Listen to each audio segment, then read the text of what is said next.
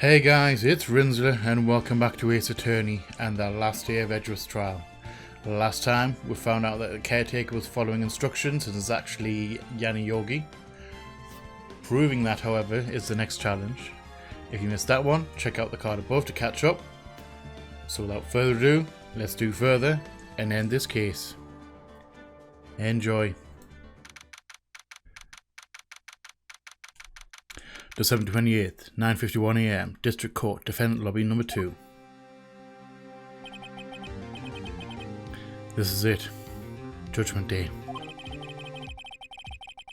Today, things are going to get settled at last. A lot of things. Wow! What's the big idea? Sorry, Nick. I only touched your shoulder. I guess the shock hasn't worn off from my run-in with the stun gun yesterday. Anyhow, today's the last day of the trial. Good luck, Nick. Yeah, thanks, Maya. Edgeworth is looking glum as always. I hope Von Calm doesn't push him too hard. Whoa! What are you doing? Sorry, I'm sorry. I just thought I'd cheer you up with a pat on the back. Maya, maybe you should go outside and discharge. Right, good idea. Try not to electrocute anyone on your way out. Woo yeah, pal! I think she got Gumshoe.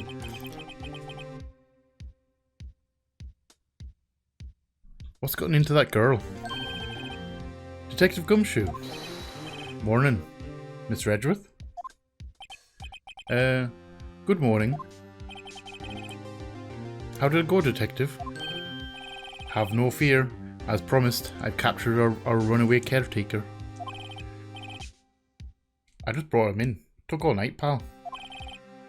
Thanks, Detective Gumshoe. You must be tired. Actually, after that shock I got on the way in, I feel pretty good. Yogi says he's forgotten his own name. But that has to be a lie. Why would he want revenge on Edgeworth if he couldn't remember his past? He does remember, and I'm going to prove it.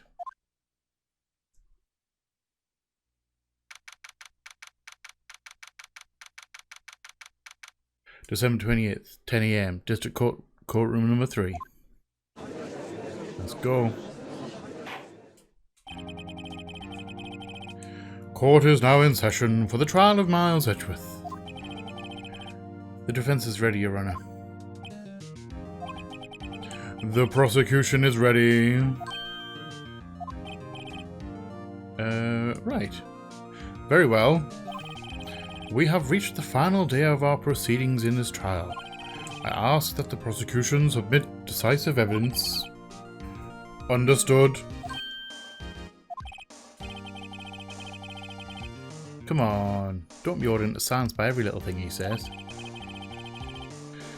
Very well, Mr. Von Karma, your opening statement. Right. Thanks to Detective Gumshoe's efforts, the boat rental shop caretaker has been arrested. In yesterday's trial, the defense asserted that the caretaker was the murderer. However, the caretaker has yet to confirm this. I would like to ask the defense to cross-examine him as much as necessary. Very well. Please bring the witness into the courtroom.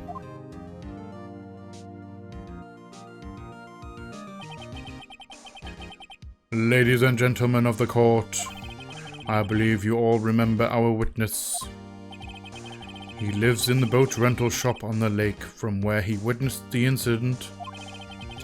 In addition, he has currently lost memory of his name and identity. Witness, why did you run away yesterday?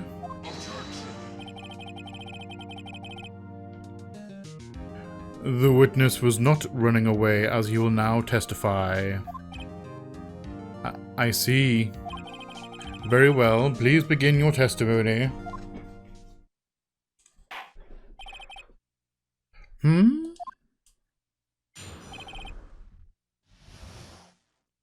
Why I left court. I'm really sorry about just leaving yesterday. Oh, like I did. But I wasn't running away or nothing. I went to buy some food for Polly, see? I figured I got nothing to do with this incident anyhow. I mean, I need one of those motive things, right? And I don't got one. So, my testimony yesterday stands as is. Oh.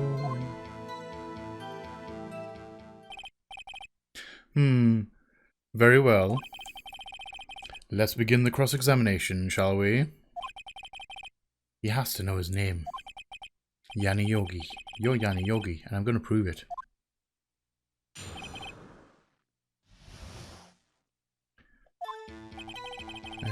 Research what you must like do.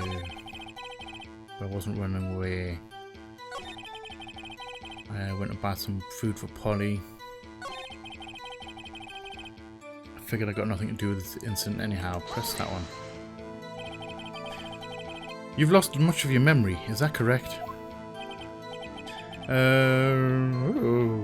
Yep, it seems like it. Then how could you know that you didn't have anything to do with this incident?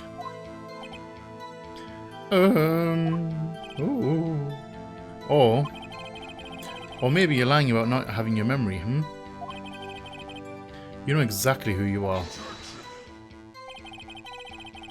The witness has testified quite clearly that he has no memory of who he is. If you claim he's lying, then show the court proof. How am I supposed to prove what's going on in that old codger's head? That's impossible. I'm glad you've come to your senses, Mr. Wright. Very well, witness. Please continue.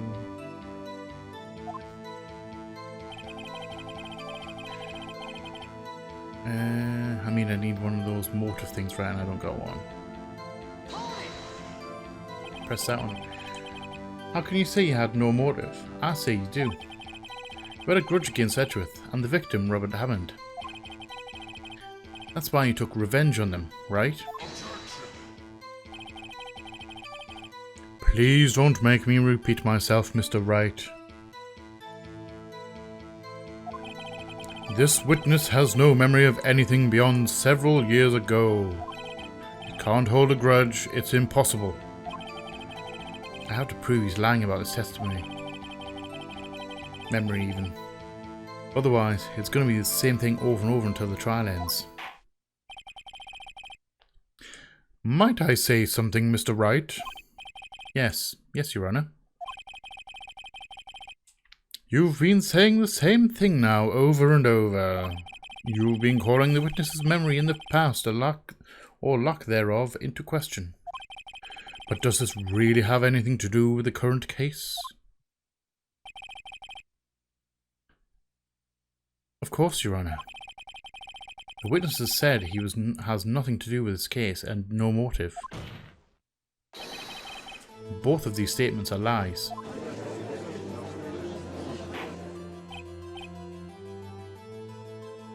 Order, order. Mr. Wright, there is a serious problem with your claim. Or are you saying you know who this witness is? Of course, Your Honour. Ho ho. Now this is interesting. I would like to know myself. So who is he? Don't play dumb, Von Karma. Mr. Wright, please tell us this witness's name. Yanni Yogi. His name is Yanni Yogi, a former court bailiff. Yogi? That name seems familiar. Oh, Yanni Yogi from the DL6 incident. I figured the judge would have heard of it. It was such a famous case. But what does this mean? Your Honour, if this man is Mr. Yogi, then he has a clear motive.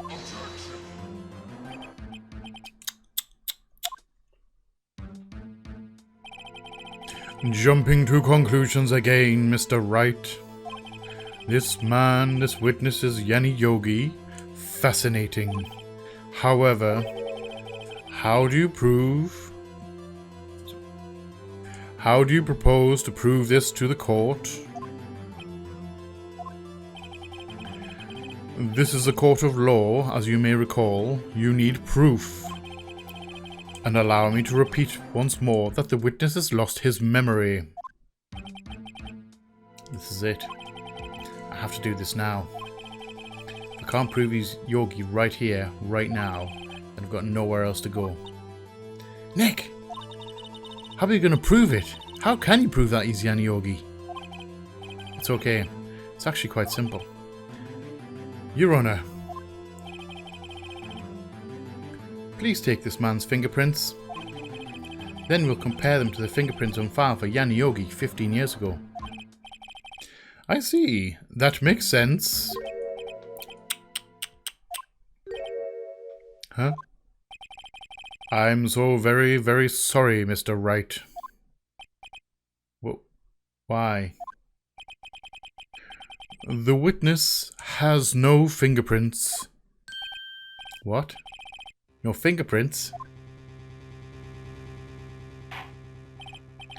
Oh, as you see, before I worked as a caretaker, I worked at a chemical plant. I burned my fingers working with this stuff, yep. What?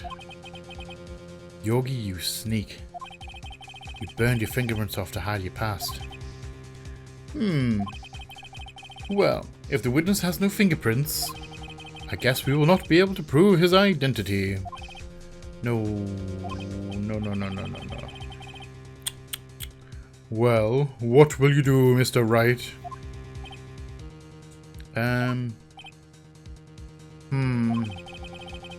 It seems that the case has been decided. No. I know what happened. I know everything. I just can't prove it. But no, I can't let it end like this. I can't lose. There has to be another way. There is no one who can testify as to who this witness is. No one. Nick, what are we going to do? I didn't even consider that he might have erased his fingerprints. What do I do? Well, Mr. Wright, perhaps you'd like to cross-examine his parrot for a little comic relief. Yeah. Very funny. You're a sore winner, Von Karma. Wait a second. Cross-examine his parrot? Yes, we're going there. But what is it, Nick? No. You're not going to. Your Honor. The defense would like to take Mr. Von Karma up on his proposal. Yes, we're going to cross-examine a fucking parrot.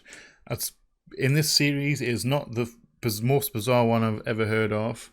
The most bizarre one was an orca whale, which I haven't played that game that one's in, but Jesus Christ, that actually happened.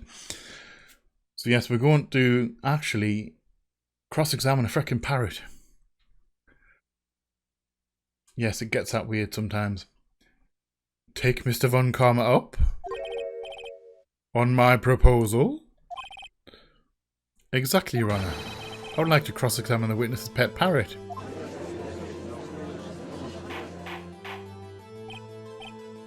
Order! Well, what do you think, Mr. Von Karma? Need you even ask? This is a farce, I object. Wait a second. You were the one who suggests I cross-examine the parrot, Von Karma. I have a right to do as you suggested.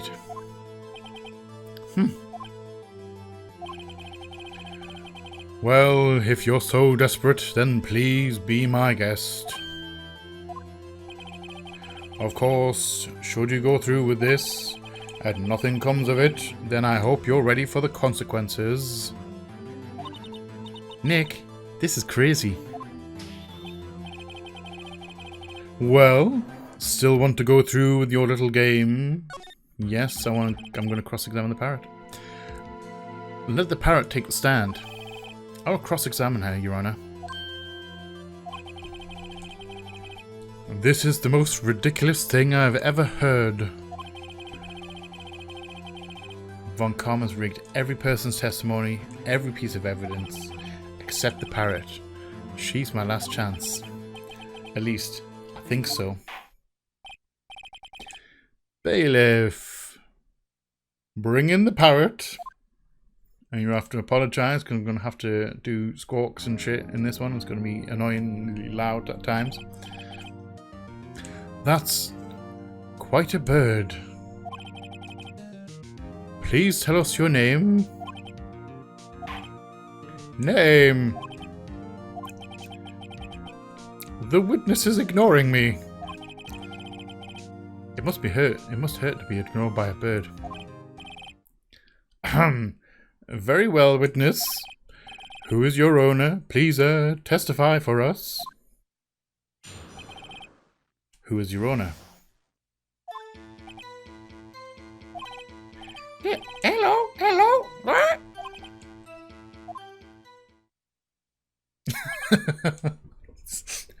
Sorry, this is so ridiculous. I love it. Certainly the most concise testimony we've had so far. Very well, begin your cross-examination. Right. What are you gonna do, Nick? I don't know. What do we do, Maya? Who is your owner? Hello. Squawk?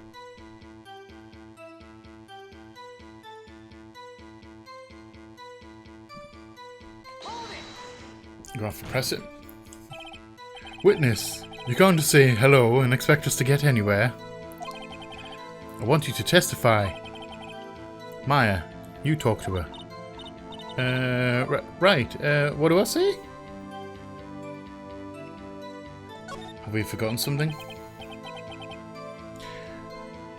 As I recall, 2 days ago... Polly, have you forgotten something? Don't forget DL6.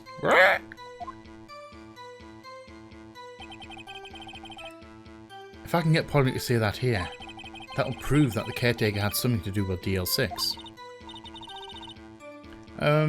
Polly, have you forgotten something? Hello, Squat. Okay. That's not what you're supposed to say. Forgot something we forgot? Hello, Squat. Uh-oh. It's not working, Nick. She won't say it. This is ridiculous. Why won't you say it? Something the matter, Mr. Wright? Wait. Did Von Karma tamper with our witness? Don't tell me Von Karma expected this. He couldn't have retrained the parrot, could he? Did he train and respond when we asked if we'd forgotten anything?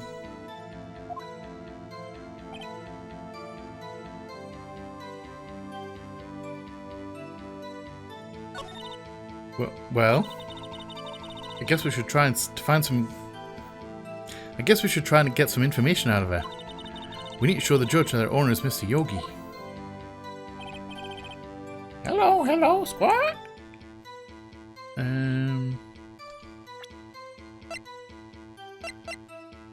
Hold on. Check that.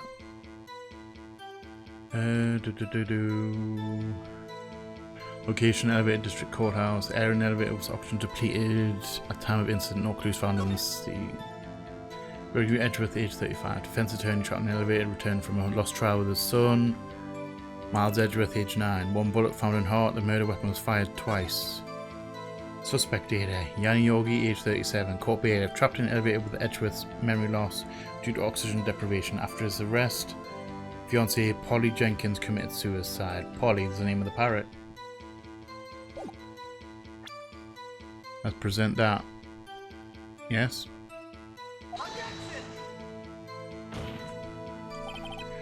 Your Honor, that statement contradicts this evidence. It does? I don't see anything contradictory. Huh? Really? Objection overruled. Try to think before you make accusations, Mr. Wright.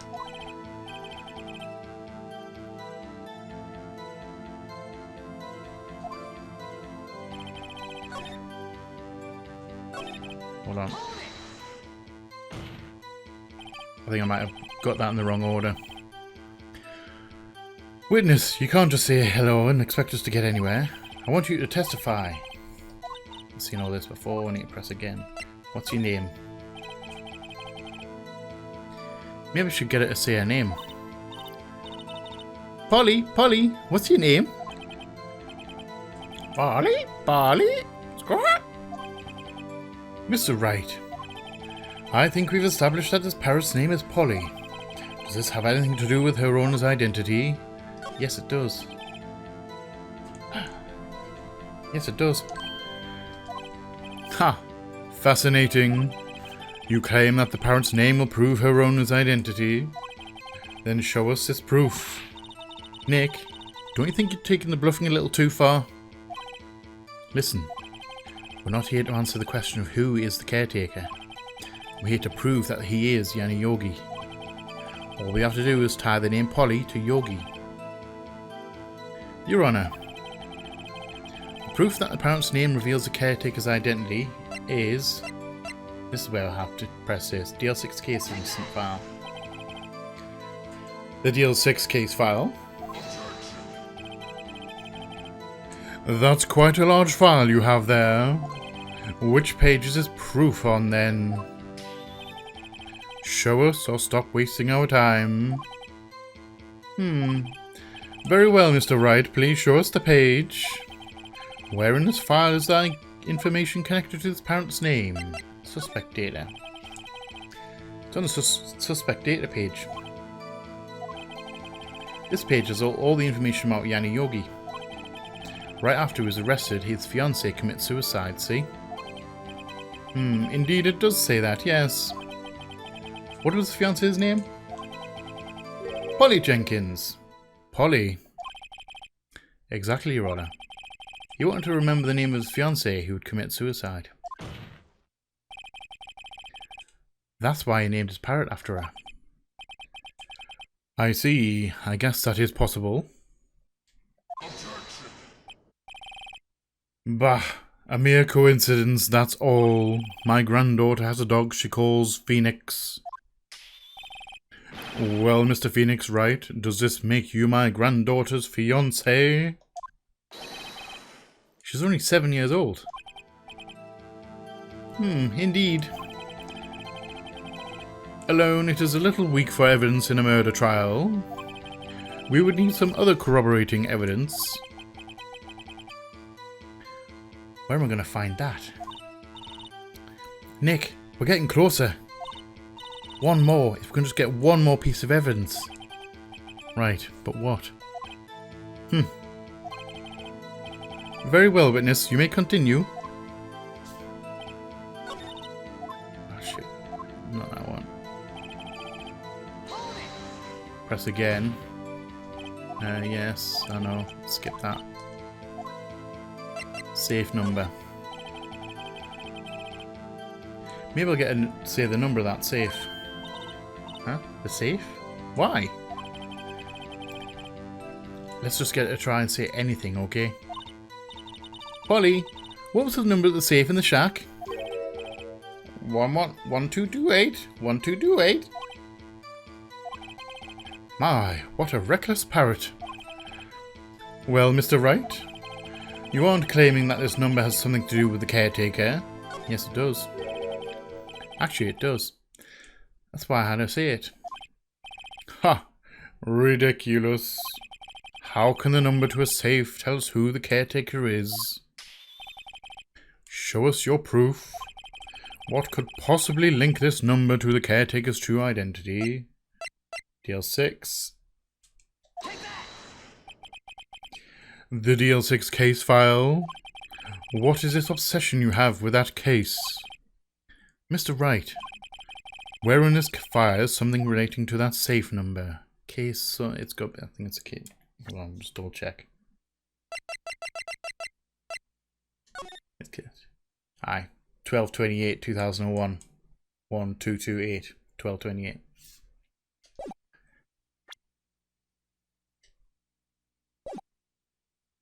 Case summary.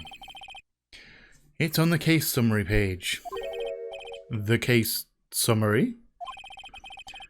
Specifically, the date on which the DL6 incident occurred. The date of the incident, December 28th. Why, that's today's date, 15 years ago. And the number on that safe is 1228. Ah, he used the date of the DL6 incident as the number for his safe, Your Honor. That's how important that date was to him. I see. It certainly is an interesting coincidence. People often do set their secret numbers to dates. Bah, this is not tangible proof. I set my ATM cards number 0001 because I'm number 1. This has nothing to do with the date. Nothing. That's enough. I think we've reached a conclusion here. This is a mere coincidence, that's all. True, that is a possibility. However, two coincidences at the same time seems more like a pattern to me. What are you saying? Summon the caretaker of the boat shop. Immediately.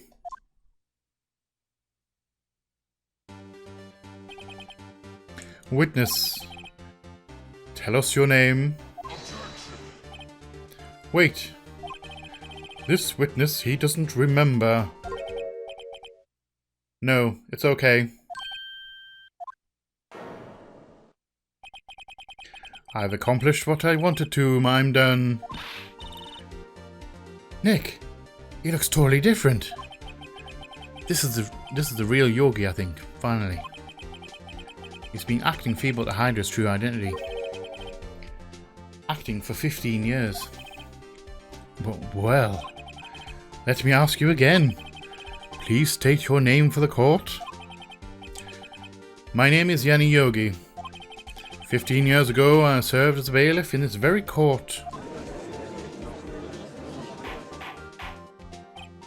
Order, order! Yanni Yogi?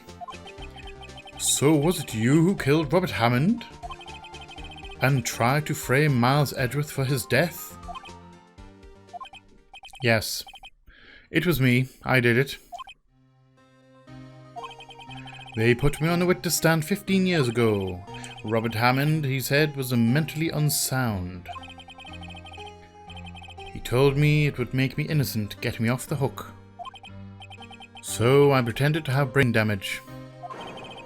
I was innocent, really, but he didn't believe me. We won the trial, but I lost everything. I lost my job, my fiancée, my social standing. Then, this year, 15 years later, a package arrived. It was a letter and a pistol. The plan was written out in careful detail. It was a plan for me to take my revenge on the people who ruined my life. I didn't care who had sent it. I thought this was my chance after 15 years. This was it. Finally, a chance to have my revenge on Robert Hammond and Miles Edgeworth. I have no regrets. Wait a moment. Revenge against Miles Edgeworth? What do you mean? I'm not at liberty to speak on that matter. Why don't you ask Mr. Edgeworth yourself? Anyway, I admit it. I was the one who killed Robert Hammond.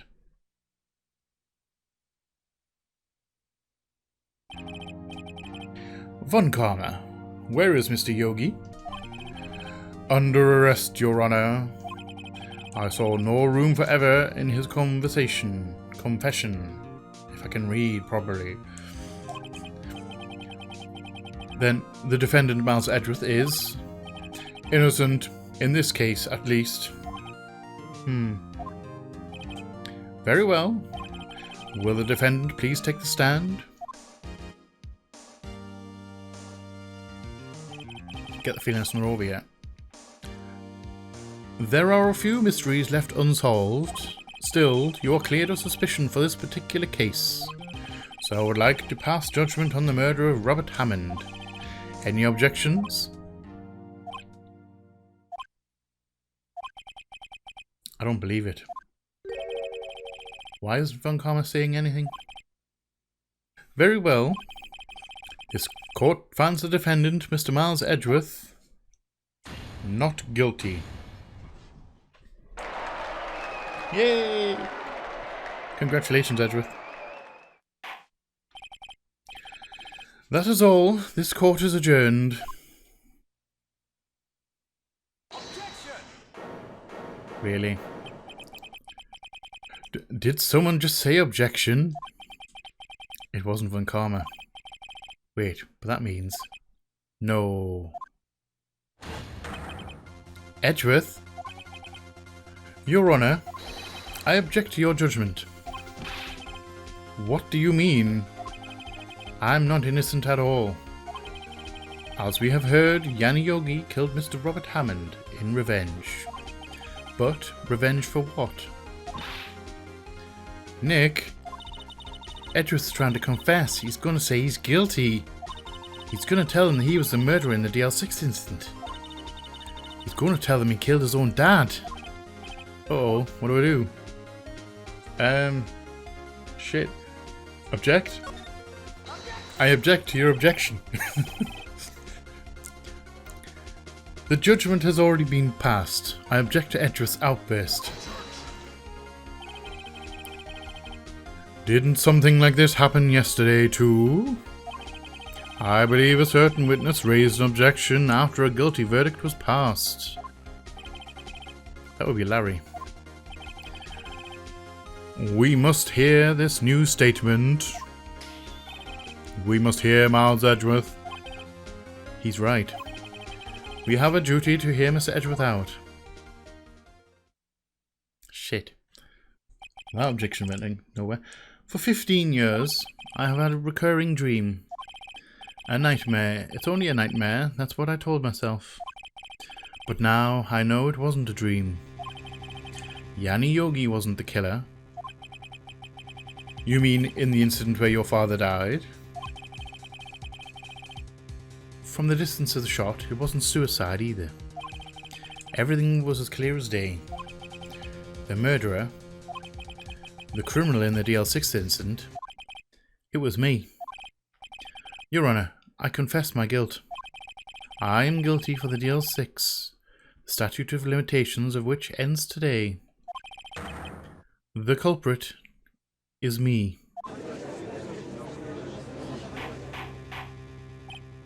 Order! Order! This is certainly unexpected.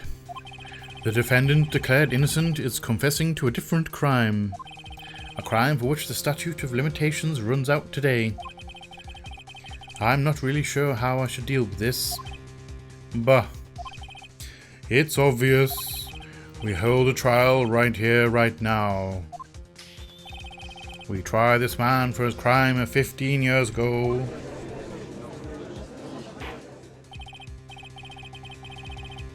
I think I would like to take a 5-minute recess. During this time, I will consider the appropriate course of action to take. Court is adjourned.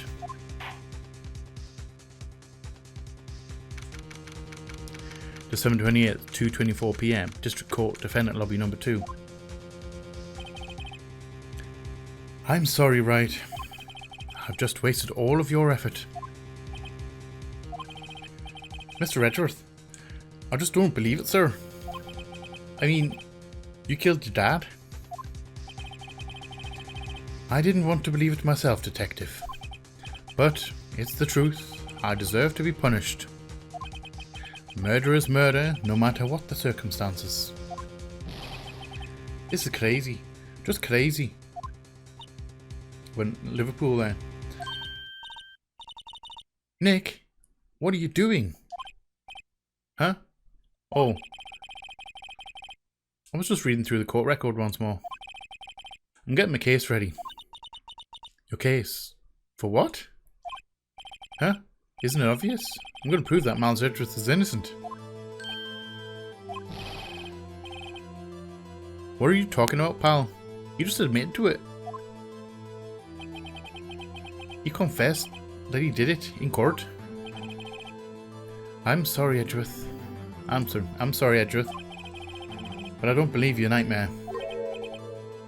What? It's just a dream. It's not real. The truth is right here in this court record. In any case, tighten your belts. The real fight's just beginning. I'll prove you're innocent. Trust me. Right. December 28th, 2:30 PM, District Court, Courtroom number 3. Now then, I would like to resume our trial. Judge, Miles Edgeworth has admitted his own guilt. He has confessed his crime. Let us begin by hearing his testimony. Then, though pointless, let the defense do their cross-examining. The statute of limitations on the DL6 incident runs out today. Though it's unconventional for me, I'd like to run this one by the book. I see. Does the defense have any objections? No, Your Honor. Von Karma, you knew this was going to happen from the very beginning, didn't you? Very well. Will Miles Edgeworth take the stand?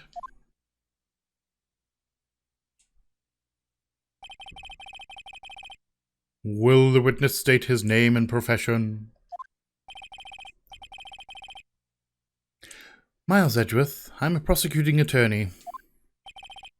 Mr. Edgeworth, 15 years ago you mistakenly killed your father, Gregory Edgeworth.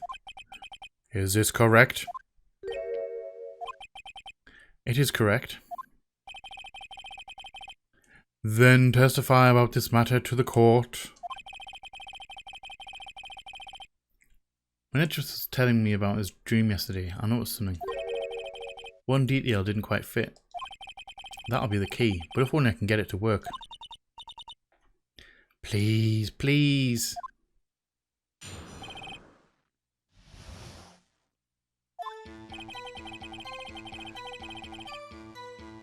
That day, I had gone to the courtroom to observe one of my father's trials. As we went to leave, an earthquake struck, trapping us in the elevator. My father and Mr. Yogi lost their composure and began to argue. Just then, something heavy fell at my feet. I picked it up and threw it at Mr. Yogi. I wanted them to stop fighting. A moment later, there was a single gunshot, then a scream. It was a terrible scream. I remember it to this day. That's all. And until now, you thought this memory was a dream? We were stuck in that elevator for 5 hours. The oxygen in the elevator ran out and I lost my memory of the events. Bah, the same claim Mr. Yogi has made. Very well. Mr. Wright, your cross-examination, please. Yes, Your Honor. The DL6 incident. That day had gone to the courtroom to observe one of his father's trials. Here's what, press it. What was the trial your father was involved in that day? I don't remember things very clearly. Only 2 things. I know my father lost, and Mr. Von Karma was the prosecuting attorney.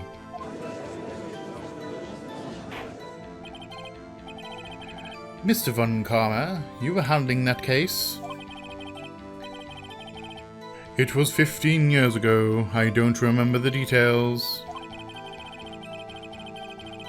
That was when Edgeworth pointed out the problem with Mr. Von Karma's evidence. As we went to leave, an earthquake struck, trapping us in an earthquake didn't make much difference. 3. My father, Mr. Yogi, lost the composure and began to argue. Check, what's that? What did you do then? I was a 9-year-old boy at the time. What could I do?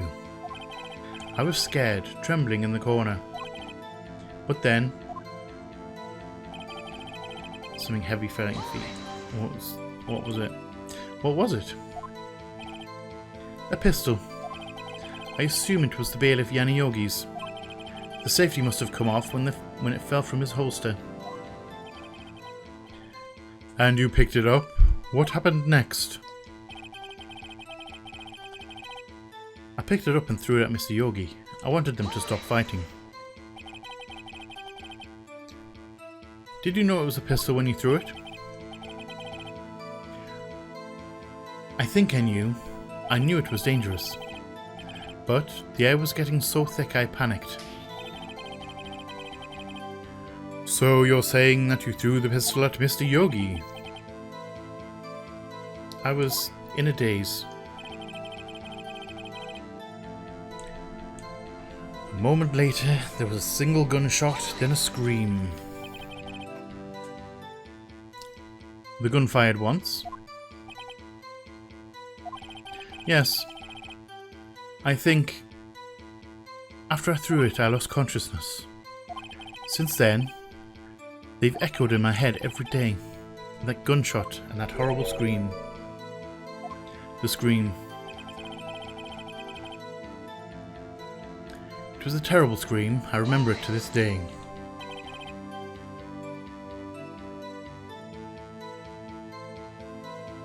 To this day? Yes, I can practically hear it now. I doubt I'll ever forget that scream as long as I live. There it is. One part of that testimony clearly contradicts the evidence. But I don't know what it means. I better find out and quick.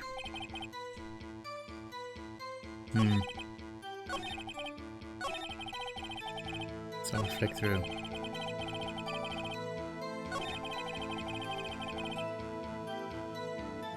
Single gunshot.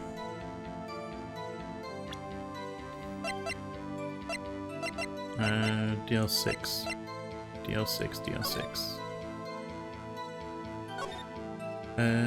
Victim data. Murder weapon was fired twice. That's what it was. I knew there was something wrong with it. Victim data. No doubt they're going to ask about it. Let's present that. Are you sure you only heard one gunshot? Yes, I'm sure of that. I heard the shot and the scream. Then everything faded. I was unconscious until the rescuers came. I see. No, Your Honor. Unfortunately, you don't. Look at this file one more time. This plainly contradicts the witness's testimony. You do enjoy dragging out that file, don't you? I don't accept this evidence unless you can tell us what page it's on. Which page contradicts Miles Edgeworth's testimony? Victim data. What? Look at the victim data in this file. It says it quite plainly. The murder weapon was fired twice. Miles Edgeworth only heard one gunshot, yet the murder weapon was fired twice. The first shot was the accidental firing when the pistol was thrown. So, who fired the remaining shot?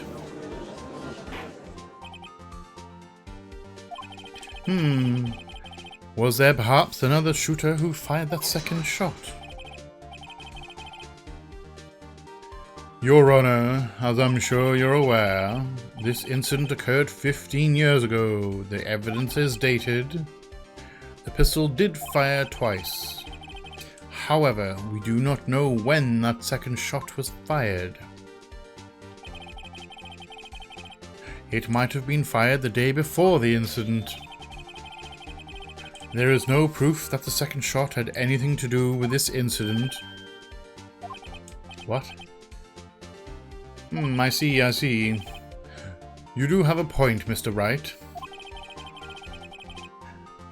Sorry, I've read that completely wrong there. Never mind, we'll gloss over it. The murder weapon was fired twice, as we have heard. One of those shots was fired by the defendant, a boy at the time. Do you have any proof that the other shot fired had something to do with the case? I'm going to say yes.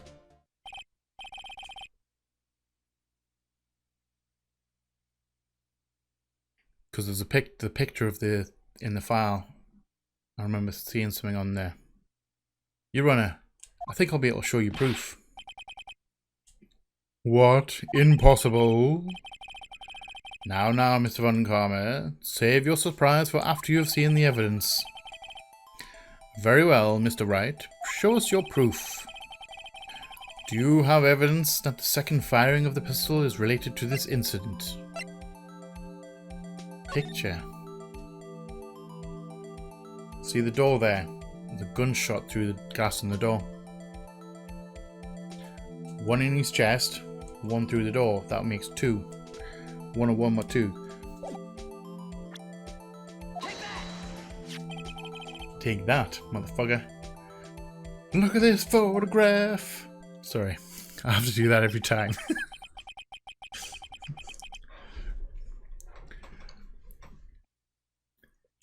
This is a photograph of the scene of the crime 15 years ago. I can see that the victim lying there is Gregory Edgeworth. This proves the murder weapon was fired twice at the time of the incident. This photo proves it.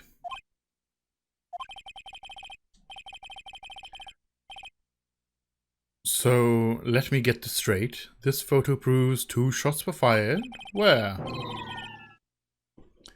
Your Honor, please, get a clue.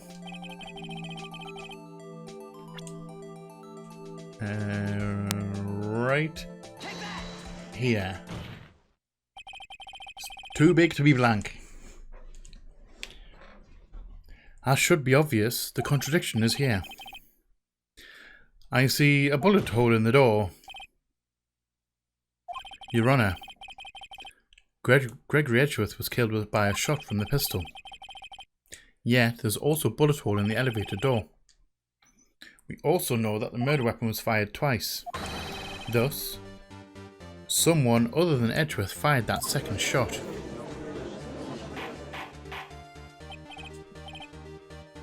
Order.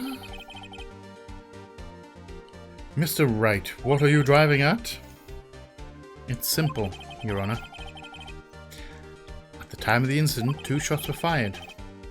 One went into Gregory Edgeworth's heart. The other hit the elevator door. Remember that the defendant lost consciousness after the shot he fired rang out. In conclusion, we must agree that the second shot was fired by someone else. Mr. Wright, but who could that someone else be? The murderer, of course. I knew I should have stepped in before your wild fantasies got out of hand. Mr. Wright, look once more at the DL6 incident case file. Look closely. Try the case summary page. The case summary, that's on page 1. Look what is written there. Not a single clue was found on the scene. If the pistol had indeed been fired 2 times, then the other bullet would have been discovered on the scene. He does have a point. That second bullet has never been found. Why? Because the second bullet does not exist. The bullet that claimed Gregory Edgeworth's life was the one fired by his own son. That is the truth of this matter. The whole truth. It was undoubtedly something else that made that bullet hole in the door.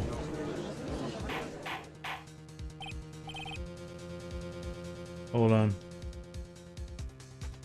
I just think I've just worked it out. Haha, I just remembered it. Order, I will have order. Mr. Wright has proven one thing to us quite clearly. That the murder weapon was fired twice at the time of the incident. However, as Mr. Von Karma says, the second bullet fired was not found. It is highly unlikely that the police merely overlooked this second bullet. So, all we have is the single bullet fired. I'm afraid I have to discount the defense's claim. I praise the judge for his wisdom in this matter. How did this happen? I don't believe that second bullet didn't exist. Was I wrong? Have I been wrong about this whole incident? What are you doing, Nick? Why aren't you raising an objection? I'm sorry, Maya. What? It looks like I was wrong. Nick? If the second bullet wasn't there, then all my conjectures are for nothing. No.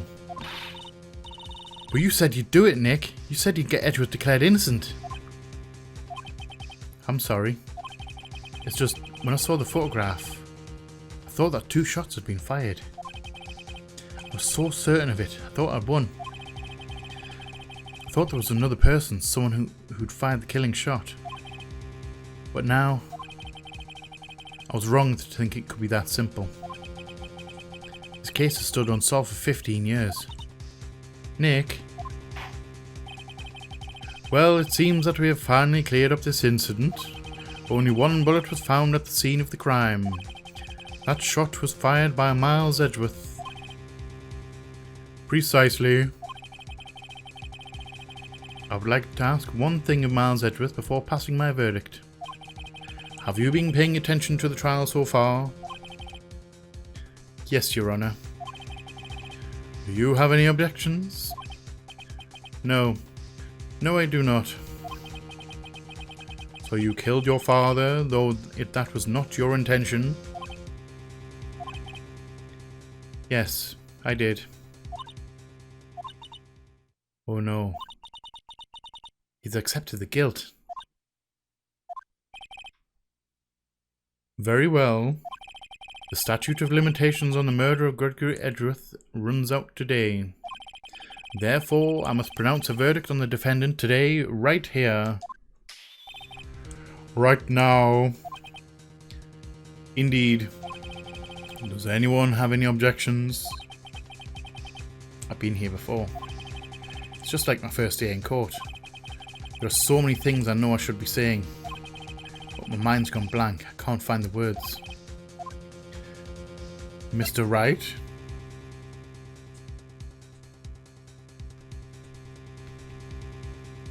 Objection. I can't let it sit like that. Your Honor, I object.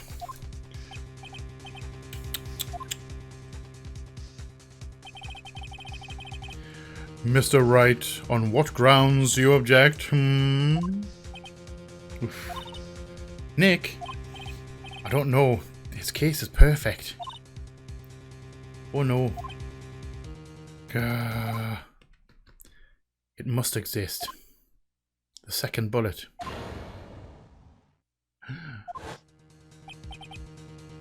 But what?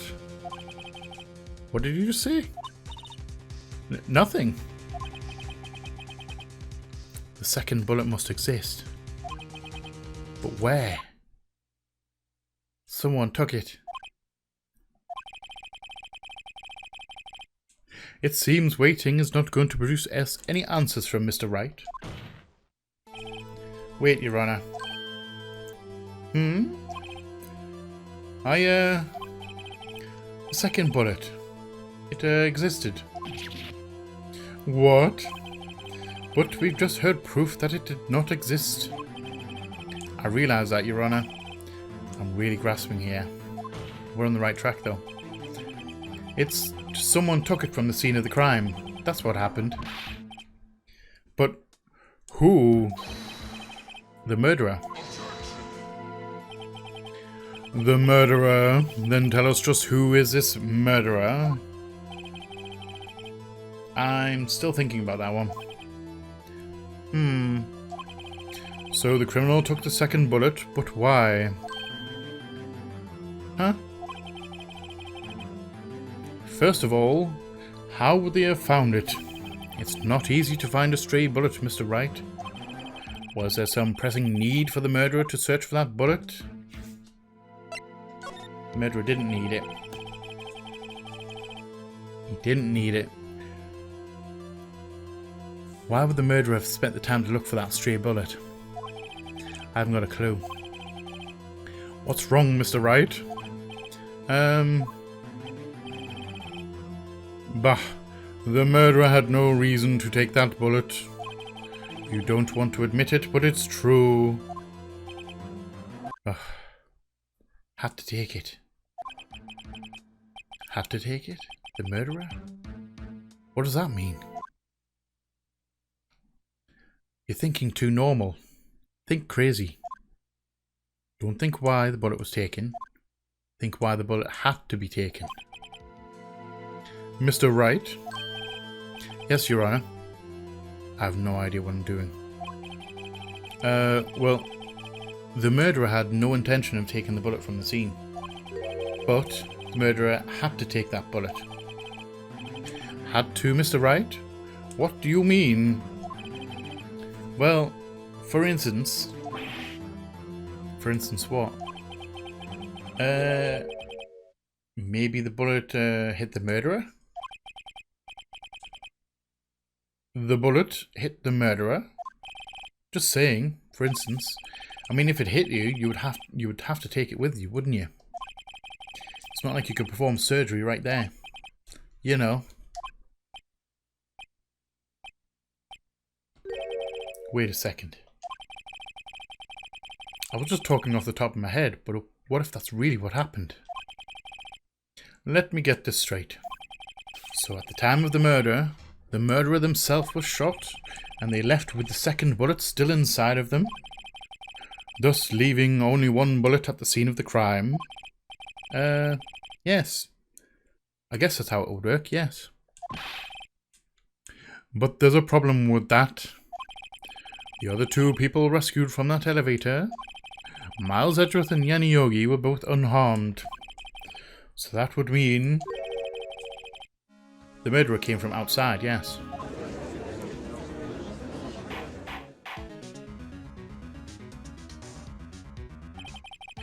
The two men inside fight inside the elevator. Trying to stop them, the boy picks up the pistol at his feet and throws it. The pistol discharges, and the bullet goes through the elevator door and hits the murderer outside. The boy loses consciousness. Then, the murderer opens the elevator door and sees the men inside.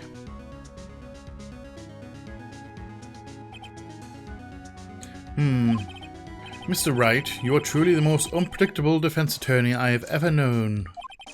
I can tell you're grasping, yet I cannot deny the possibility of what you say. It's very fucking thin, but we're gonna push it. What are you saying? Deny it. Deny it. No one involved with the incident was wounded. There was no murderer. No one was wounded at the time of the incident. He's right. Can't think of anyone. Hey, Nick. Huh? I just thought of something really crazy. Crazy? Remember what Mr. Grossberg said yesterday? Gregory Edgeworth dealt a blow to his perfect trial record. Wow. It must have been quite a shock for Von Karma. He took a vacation for several months after that, you see. Yes, an unusual event for the man. That was the first and the last vacation he's taken in his many years of prosecuting.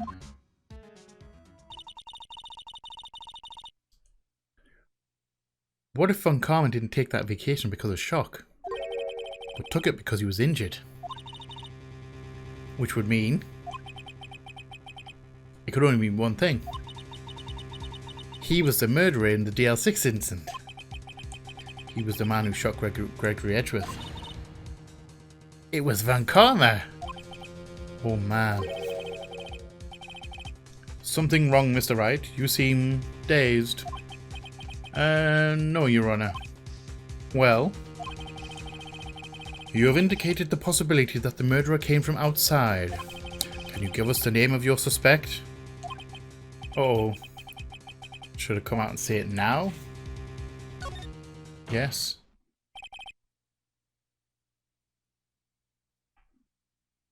Your Honor, there is a suspect, one lone suspect. Well, this is certainly interesting news. Very well, Mr. Wright.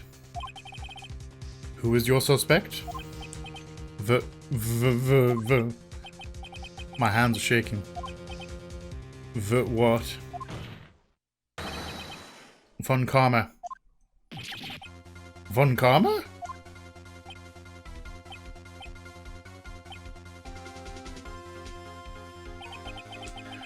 You mean the Von Karma? The prosecutor? The one standing right over there? Bah. You don't object? I see no need why honor this ridiculous outburst with my objection. Because you took a vacation for several months starting the day after the incident. Yet you pride yourself on a perfect record. Why would you take such a long vacation without any reason? So you're claiming that I took a vacation to heal my injury from the incident? Fascinating. Prove it. I would have needed surgery, no? Where did I go under the knife at, Mr. Wright? Bring the doctor that operated on me. Have him testify. Ugh. Nick? Let's find out who his doctor is. It's no use. Edgeworth? I know Von Karma. Perhaps too well. He's perfect. He wouldn't leave clues. He probably didn't undergo surgery. That would leave a doctor as a witness. Nobody's that perfect. So what, Nick? Did Von Karma pull the bullet out by himself? That's insane. No, he couldn't have. You can't just pull bullets out of yourself. Wait. What does that mean? That bullet has to be somewhere. But where? Well, Mr. Wright, can you produce evidence to prove that I was shot? Show evidence. Alright, Von Karma. I'll prove it. I'll even use evidence. I know how you like it so much. What? The evidence that proves Mr. Von Karma was shot.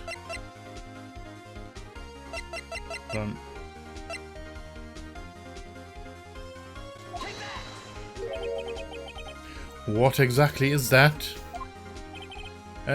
Sorry. Judge, if you would. Right, penalty. I'm really not sure how I managed to make it this far. Mr. Wright, please reconsider your evidence.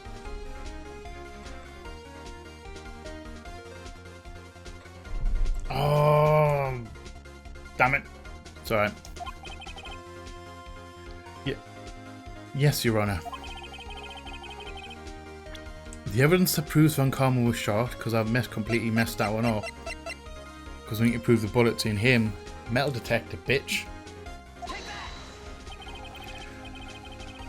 Von Karma is perfect. He wouldn't risk surgery leaving an evidence trail. So then, I ask, where is that bullet now? I think it unlikely that Von Karma performed surgery on himself. You don't mean? I do. There is the possibility that the bullet is still inside Mr. Von Karma.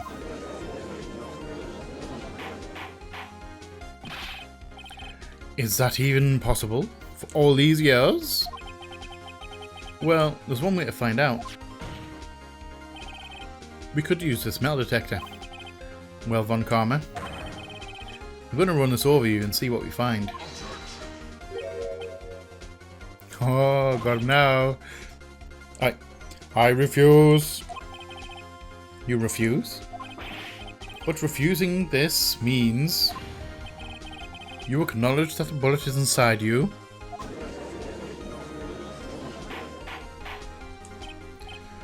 Order! Order! Order! Your Honor, the defense requests that we be allowed to use this metal detector. Judge, I call for a suspension on this trial. This is an invasion of privacy. The statute of limitations runs out on this case today. It was you who said we had to end it right here, right now. Enough. I permit the use of the metal detector. Mr. Von Karma, you will submit yourself to testing.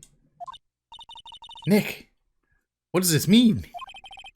I don't know, but we have to give it a shot.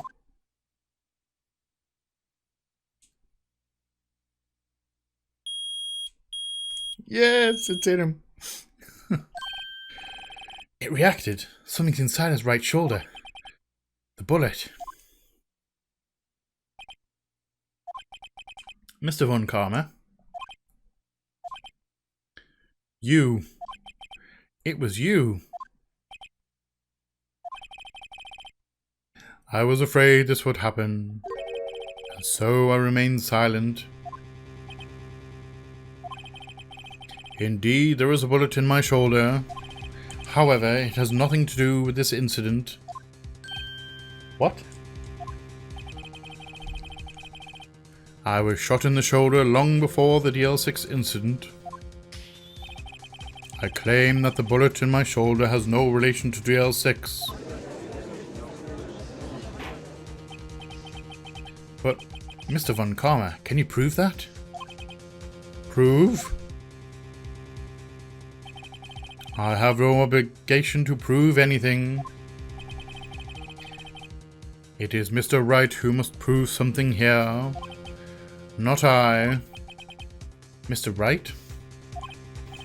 Well, can you prove it? Can you prove that the bullet in Von Karma's shoulder was from DL6? Of course he can't. You don't have any of the DL6 evidence. That's because you took it out of the records room yesterday. With no proof, you cannot convict me of any crime. So sorry, Mr. Wright. No. I'm the one who's sorry, Mr. Von Karma. What?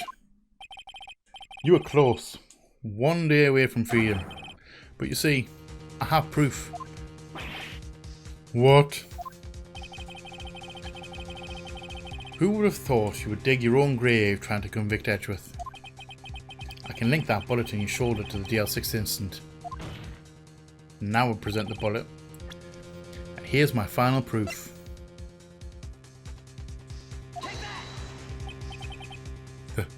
That's a bullet? Where did you get that? This is the bullet used in the DL6 incident. This was taken from the heart of the victim, Mr. Gregory Edgeworth. The bullet is preserved quite nicely with all the ballistic markings intact. Ballistic markings.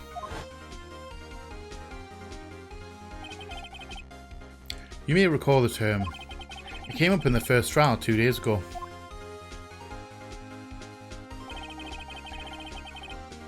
Ballistic markings are the fingerprints of a weapon. All bullets fired from a gun are marked with that weapon's unique pattern. By examining the markings, you can tell which weapon fired the bullet. It's quite accurate.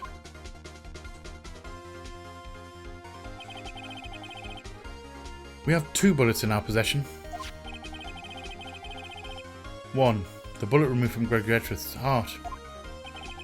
The other, Mr. Von Karma, is the bullet buried in your shoulder. We could analyse both bullets. Then, if the markings matched, we would know that both bullets have been fired from the same gun. The very same pistol, in other words, the murder weapon that killed Gregory Edgeworth. Mr. Von Karma, you will let us remove the bullet from your shoulder. Then we'll compare the ballistic markings to those on this bullet. And solve this case once and for all. Well, Mr. Von Karma?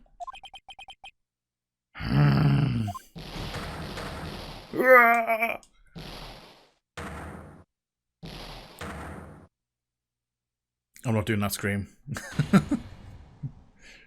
That scream. I've heard that scream before. Wait, I know.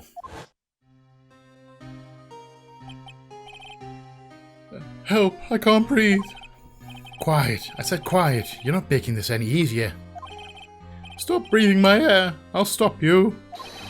Stop breathing my air. Get away.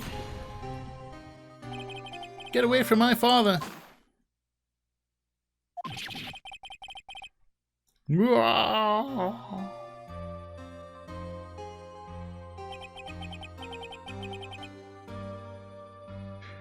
It's that scream I heard in the elevator 15 years ago. Von Karma, it was you who screamed.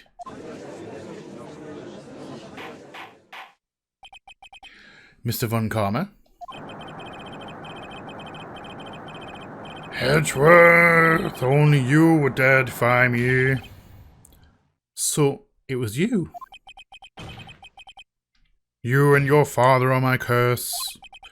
Your father shamed me with a penalty on my record. And you left a scar on my shoulder that would never fade. I'll bury you. I'll bury you with my bare hands. Death! Death! 15 years earlier. Chief Prosecutor. Chief Prosecutor, I am sorry. Von Karma, it's not like you to take this kind of error. I never would have thought that Edgeworth would be the one to catch you. I was careless. I'm sorry, but you will have to be penalised. I've covered for you in the past, but not this time. Edgeworth. It was a shock like none I had ever known. Me penalised? It took hours for me to regain my composure. Suddenly I found myself in the darkness. I was in the court records room. I must have wandered in there without thinking where I was going.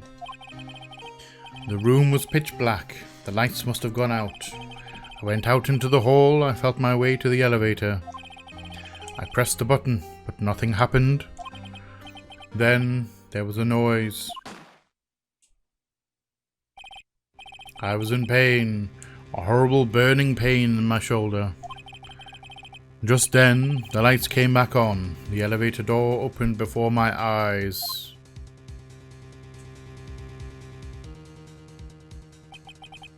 I saw 3 people inside, all lying unconscious from oxygen deprivation. Much to my surprise, a pistol lay at my feet. I knew then it was destiny.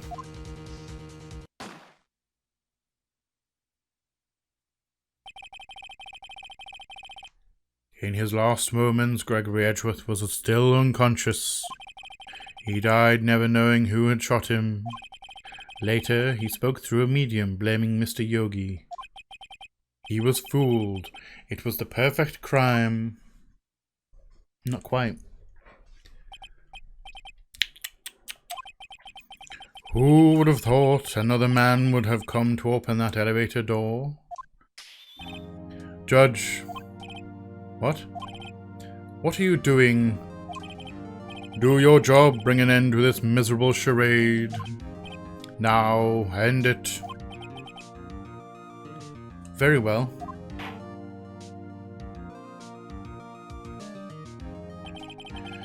It appears that we have come a very long way to the end of this maze. 15 years later, Mr. Miles Edgeworth. Yes, Your Honor. You were innocent. You are innocent. As you said it, it was all a nightmare. Yes, Your Honor. This court defines the defendant, Mr. Miles Edgeworth, not guilty. 2 not guilties in 1 fucking day.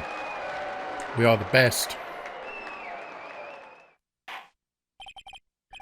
That is all. This court is adjourned.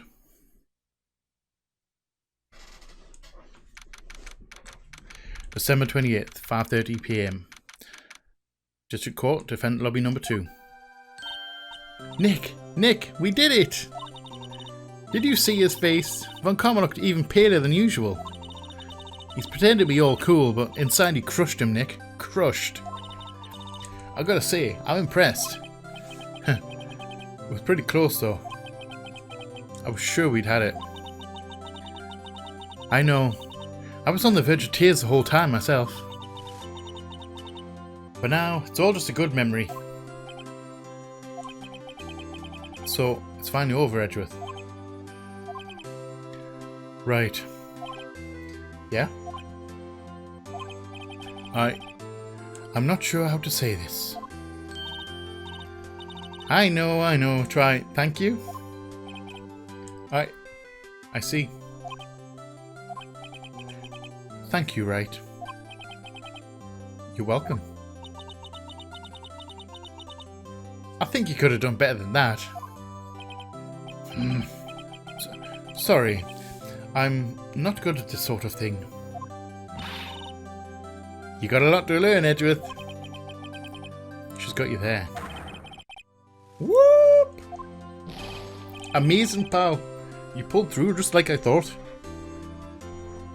Amazing, pal. You pulled through just like I thought you would. I'll never forget this. I owe you one, pal. And tonight, it's party. Dinner's on me. Yeah, my salary went down a bit this month. But who cares? See, Miss Edgeworth, you should take a lesson from Detective Gumshoe. That's how you say thank you. I see. Whoop! I feel foolish. Don't worry. Take a little bit of time. You'll get used to it. It's been 15 years since I've seen Edgeworth this unguarded. Hey, y'all. Lotta. Y'all were great in there. Thank you. Yo, Edgeworth. Congrats. Thank you all very much. I knew you were innocent from the start, of course. Just look at you. You wouldn't stick your hand in the cookie jar even if no one was there. You were the witness on the first day of the trial, weren't you? Yeah, well, let bygones be bygones, eh? Speaking of which, what are you doing now, Lotta? Who, me? Oh, I went back to college. I gave up trying to be an investigative photographer pretty quick. Really? That's too bad. Huh? Isn't that the hot dog guy from the park? Huh? It's over, Nick. My life is over. Why the sad face, Larry? What happened now? Oh, Nick. I'm not long for this world. You don't look sick.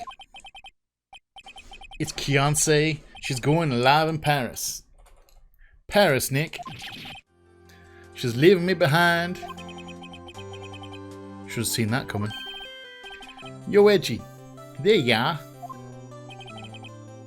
Yes, here I am. Congrats, Edgy. Yeah, a little gift for me in celebration. Celebration? That's unusual for you. Hairy butts. You come along tonight too, my treat pal. Huh? Thanks. Looking forward to it. Yo, Nick. That's a suit that questioned me. When he says treat, that's like not police talk for prison food, right? Right? I think you'll be fine, Larry. Right. Yeah? What's up? That envelope that Larry gave me, it's got money in it. Well, yeah, that's not that strange. People give money away to celebrate sometimes. It's $38, right? Huh? What a weird amount. I mean, it's not a little, but it's not a lot either. $38 exactly? Nick? Wasn't that the exact amount of lunch money that was stolen from Mr. Edgeworth in school? 38. No. No, Larry, it was you! What are you so surprised about, Bright? Huh? Larry was absent that day from school, right? But that doesn't automatically rule him out as a suspect. What? Think back to that day 15 years ago. Larry took the day off, but he was bored, so he came into school anyway.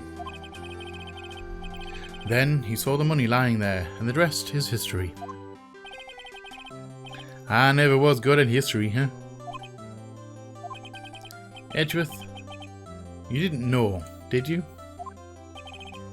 I suspected. I just couldn't picture Larry protecting you like he did that day. Everyone else was saying you did it. The whole class was against you, remember? Yeah, too well. Right. You may not know this, but we used to have a saying back in school. When something smells, it's usually the butts. I know. Really, right? I'm surprised you didn't figure it out. Well, this sure is an unexpected turn of events, eh? Edgeworth? You should have told me. Now, Nick. It was 15 years ago. Don't you think the statute of limitations has run out, Mr. Edgeworth? I'd say so, yes. And there you have it. Where does that leave me? I became a defense attorney because of what you two did.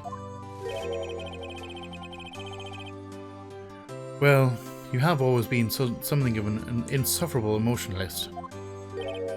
Yeah, and you get worked up too easily too. Death. The death sentence for both of you. Man, if only I'd known I'd become a prosecutor. Same goes for me, only the other way around. For the longest time I thought that I might have killed my own father. I thought I might be a criminal.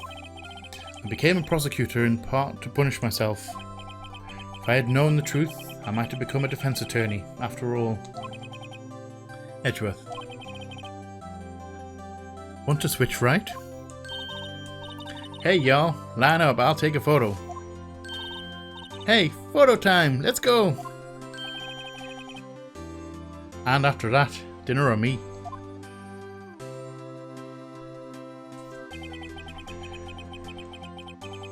Detective Gumshoe took us out on the town that night. We celebrated Edgeworth's newfound freedom, even though Edgeworth himself was still in detention.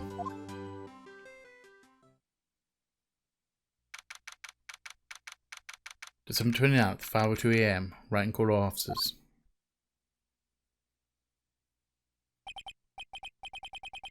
Whoa, I went a little bit overboard yesterday. My head hurts. Huh? Still only 5? Maybe I should go back to sleep. What's this? A letter?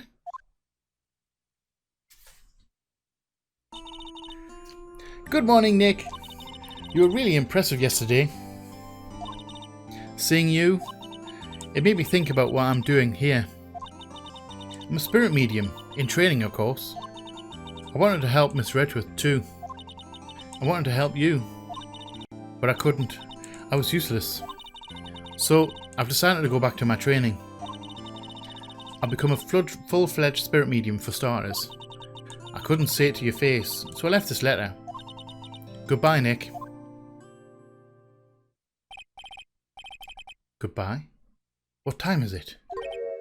Gah, the first trains for the mountains have already left. To the station!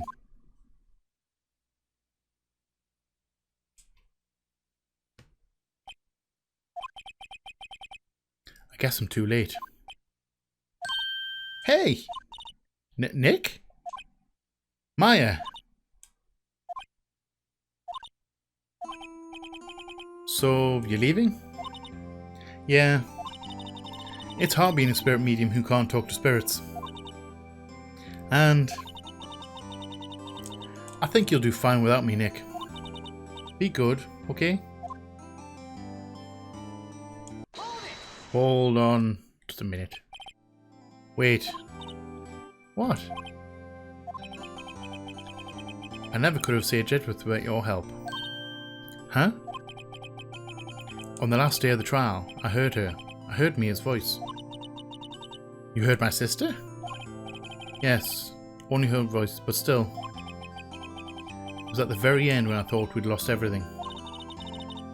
Well, that's my sister for you. Detective Gumshoe helped, and Mr. Grossberg, and even Larry.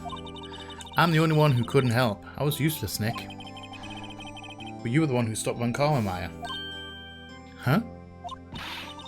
I didn't do anything. All I did was wander around in a daze. Sorry, but I have evidence that you helped. Evidence?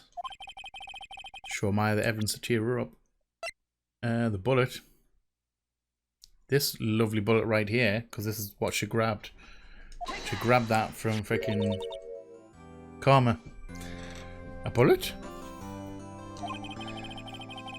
Von Karma was convinced he had taken all of the evidence pertaining to DL6. But you were the one who rescued the last bit of evidence we needed. This was the bullet that put an end to Von Karma. And you were the one who gave it to me. Nick. Thanks, Maya. I couldn't have done it without you. I'll be back soon. Huh? I'm going to complete my training and come back. Okay, I'll be waiting. Of course you will. You can't run that office by yourself, you're hopeless. I don't know about that. So, this is it. See you soon, Maya.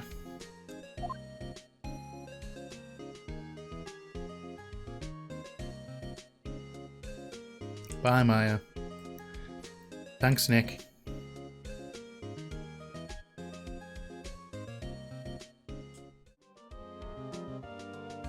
Hey!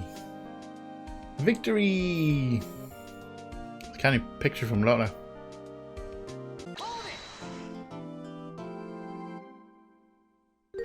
Brand new episode has been added.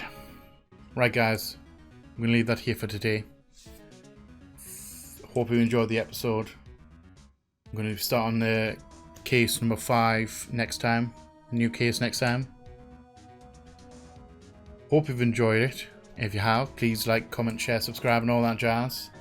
And as always, I shall see you all on the flip side. Bye bye.